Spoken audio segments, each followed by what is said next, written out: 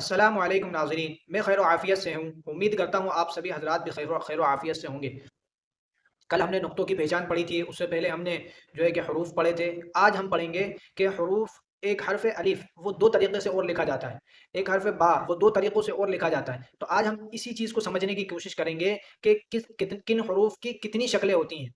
अगर हमें शक्लें मालूम नहीं होंगी, तो हमने अलिफ, बा तो पढ़ के चले गए, लेकिन बा जब अपनी दूसरी शक्ल के अंदर कुरान पाक में आएगा, हम उसको समझ नहीं पाएँगे ये बा है या ता है या क्या है, ठीक है? इसलिए हमें क्या करना पड़ेगा, हमें ये करना पड़ेगा कि जितनी भी बा की शक्लें हैं, उन्हें यहीं पढ़ना पड़ेगा। जितनी भी ता की शक्लें हैं, उन्हें यहीं हम देख लेंगे इंशाअल्लाह। तो फिर कहीं और ता आएगा, कुरान पाक जब हम पढ़ना शुरू करेंगे, तो वहाँ पर हम जो है कि भटकेंगे नहीं फिर, हम आसानी से उसको बता देंगे कि हाँ, ये ता है। तो चलते हैं।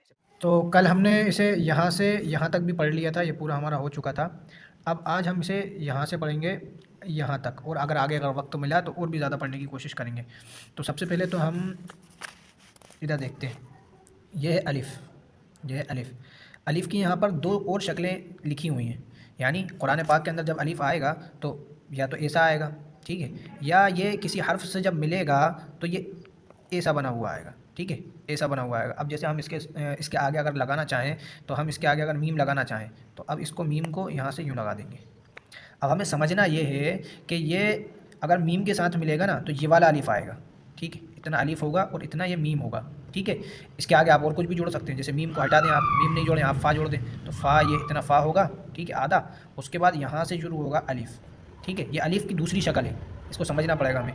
और हमेशा अलिफ़ जब भी आएगा, तो देखिए यहाँ से अगर आप लेंगे तो ये सीधे हाथ की तरफ अलिफ़ घूमता है, और लाम के अंदर ये होता है कि लाम सीधे हाथ की तरफ भी घूम जाता है और उल्टे हाथ की तरफ भी घूम जाता है। आपको समझना है, सीधे हाथ की तरफ जो घूम रहा है वो अलिफ़ है। ये एक चीज़ मैंने आपको एक्स्ट्रा बता दी। दूसरी चीज़ आप समझे, बा। बा हमेशा कुरान के अंदर ऐसा लिखा हुआ नहीं आएगा, बल्कि कुरान के अंदर बा या तो आधा कटा हुआ आएगा, ठीक है? इस तरीके की कुरान के अंदर शक्ल आएगी, आधा कटा हुआ रहेगा बा। जैसे बा को अब जीम के साथ मिलाया तो इस तरीके का बना हुआ आएगा, बा और जीम, ठीक है? लेकिन ये बाकी 2 शक्लें बाकी हैं, ये वाली जो दिख रही हैं, ये 2 शक्लें बाकी हैं। हमें इनको पूरी शक्लों को दिमाग में बिठा लेना है, ठीक है ना? बा, ये भी बा है, ये एक बा, ये है, 3 बा हैं। उसी तरीक़े से 4 ता होते हैं, ता की 4 शक्लें। अच्छा, ये जो एक ऊपर ता दिख रहा है, वो तो ठीक है, वो तो हमें समझ में आता है। इसके अलावा ये जो और ता दिख रहा है हमें, ऐसे वाले, ये ऐसे वाले ता, ये जो ता हमें दिख रहे हैं, ये हा भी बन जाते हैं अगर इनके ऊपर से नुक्ते ख़त्म कर दिए जाएँ।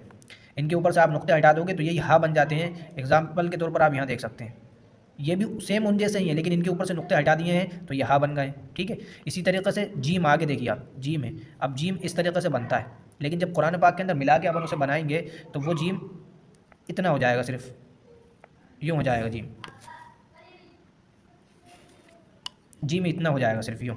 अब अपन को वहाँ पर करना क्या है कि एक नुक्ता अगर नीचे है तो वो जीम रहेगा, एक नुक्ता अगर ऊपर आ जाएगा तो वो खा हो जाएगा, और नुक्ते ही नहीं रहेंगे तो वो हा हो जाएगा। ये बा के साथ भी यही सिस्टम है। बा, अगर आपका बा है, बा के ये इतना आधा बा है, उसके नीचे एक नुक्ता होगा तो ये बा हो जाएगा, नीचे 2 नुक्ते होंगे तो यही बा या हो जाएगा, नुक्तों से बदल जाएगा पूरा का पूरा। और ऊपर एक नुक्ता होगा तो ये नून होगा, ऊपर 2 नुक्ते होंगे तो यही बा ता, नून ता बन जाएगा, और अगर ऊपर 3 नुक्ते होंगे तो यही सा बन जाएगा। यानी एक ही इस तरीक़े का आएगा, और नुक्तों से वो सारी की सारी चीज़ें बदल जाएंगी। इसी तरीक़े से जीम के अंदर भी यही है कि इस तरीक़े का बना हुआ आएगा, और एक नुक्ता नीचे लगा दिया तो जीम हो जाएगा, नुक्ता हटा दिया तो हा हो जाएगा, ऊपर एक नुक्ता लगा दिया तो ये खा हो जाएगा। अक्सर हर्फ़ के अंदर ऐसा ही होता है कि नुक्तों से हर्फ़ बदल जाता है। जैसे दाल है, ये दाल है, अब उसके ऊपर आपने एक नुक्ता लगा दिया, ये दाल बन गया, ठीक है ना? दाल की दूसरी शक्ल ये लिखी हुई है, यहाँ पर देखें, दाल की दूसरी शक्ल। दाल इस तरीक़े का भी आता है, लेकिन जब मिलाकर दाल को लिखते हैं तो दाल इस तरीक़े का आता है, ठीक है? और फिर उसके बाद है आइन।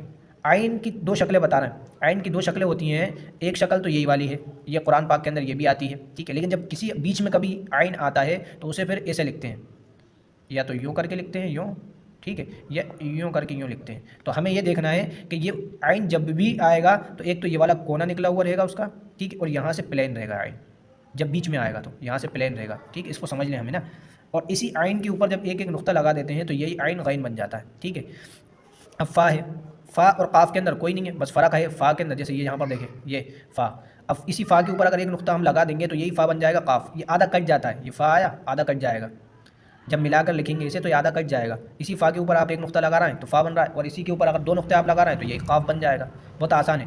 काफ की भी 3 शक्लें होती हैं, जिस तरीके से यहाँ आपको दिख रही हैं, काफ की 3 शक्लें। लाम की भी 3 शक्लें हैं। अब लाम हमेशा उल्टे हाथ की तरफ जाता है, کبھی سیدھے ہاتھ کی طرف نہیں جاتا۔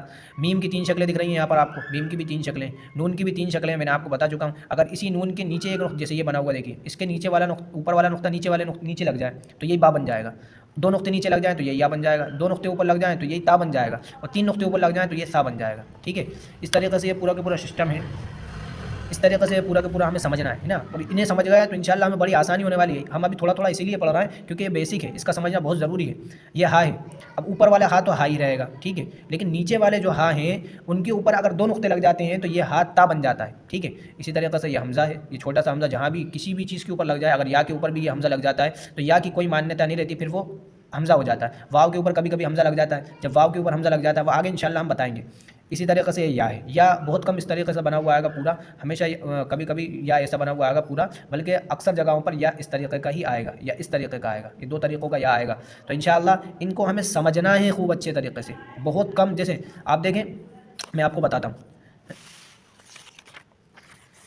ابھی اس سب کو آپ اگر دیکھنا چاہیں ایک نظر کے اندر تو بہت آسان ہے۔ دیکھیں الف، الف تو آپ کو سمجھ میں آ ہی جائے گا کیسے بھی، با، با کہیں بھی لکھا اس طریقے کا آپ بنا لیں، ٹھیک ہے۔ اب اس طریقے کا آپ نے بنا لیا تو 1 نقطہ نیچے تو با، 2 نقطے اوپر تو تا، 2 نقطے نیچے تو یا، اور 3 نقطے اوپر تو سا، اور 1 نقطہ اوپر تو نون۔ کتنا آسان ہے سمجھنا۔ اسی طریقے آپ یہ بنا لیں، ٹھیک ہے، اس شکل کو پہچان لیں کہ جیم ہا خا کی شکل یہی ہوتی ہے، اس کے علاوہ کوئی تیسری شکل چوتھی شکل نہیں ہوتی ہے۔ تو اگر اس کے اوپر نقطہ نہیں ہے تو یہ ہا ہو جائے گا، اور 1 نقطہ نیچے ہے تو جیم ہو جائے گا، اور 1 نقطہ اوپر ہے تو خا ہو جائے گا، بہت آسان ہے بھائی۔ اس کے بعد دال، دال کو دیکھ لیں آپ، دال کی دوسری شکل یہ ہوتی ہے، اس طریقے کا بنتا ہے، دال کی دوسری شکل یہ ہوتی ہے، اسی کے اوپر آپ 1 نقطہ لگا دیں گے تو یہی دال ہو جائے گا۔ عین کی 2 شکلیں ہوتی ہیں، ایک تو یہ شکل ہوتی ہے عین کی، ٹھیک ہے، اور ایک یہ شکل ہوتی ہے عین، اسی کے اوپر آپ ایک نقطہ لگا دیں گے تو غین بن جائے گا یہ، ٹھیک ہے۔ فا کی شکل یہ ہوتی ہے، اور کبھی کبھی فا کی شکل یہ بھی ہوتی ہے جب ملا کے لکھتے ہیں، اسی کے اوپر آپ 2 نقطے لگا دیں گے تو یہ قاف بن جائے گا۔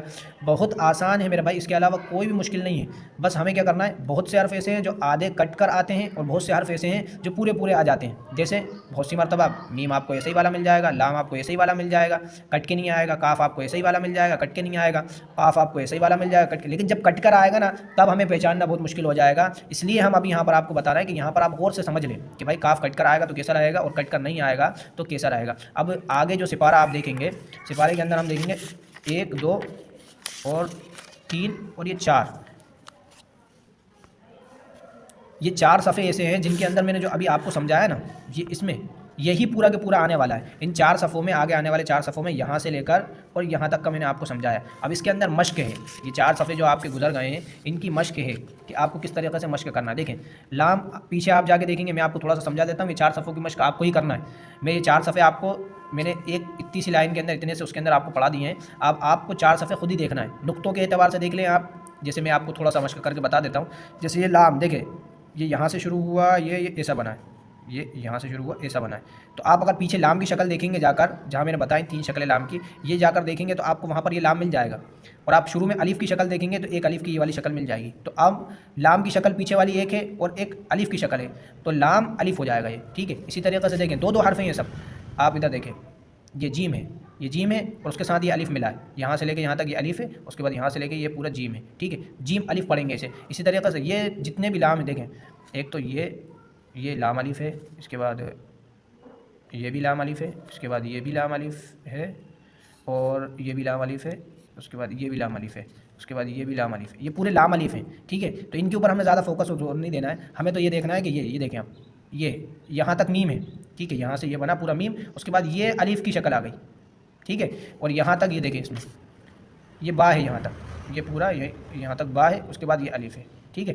دیکھیں 2 رنگوں کے اندر لکھے ہوئے ہیں، یہ آپ کو اگر غور کریں گے آپ تو 2 رنگوں کے اندر لکھے ہوئے ہیں یہ، ایک تو کیا ہے پورا بلیک ہے، دیکھیں پورا بلیک، یہ الف پورا بلیک ہے، اور با کے اندر کٹ لگے ہوئے ہیں، یعنی یہ جہاں تک کٹ لگے ہیں یہ الگ حرف ہے، اور جہاں پر کٹ نہیں لگائے ہیں وہ الگ حرف ہیں، یہ 2 الگ الگ حرف ہیں، اس لیے انہوں نے کٹ لگا کے آپ کو بتایا ہے، ٹھیک ہے نا۔ تو انشاءاللہ آپ لوگ اس کی مشق کر لیں، یہ 4 صفحے ہیں آپ کے پاس، 1 2 اور 3 4، یہ 4 صفحے انشاءاللہ یہاں تک آپ کل مشق کر کے آئیں گے تو پھر ہم آگے انشاءاللہ پڑھائیں گے، ٹھیک ہے۔ السلام علیکم ورحمۃ اللہ وبرکاتہ، دعائے خیر میں یاد رکھیں۔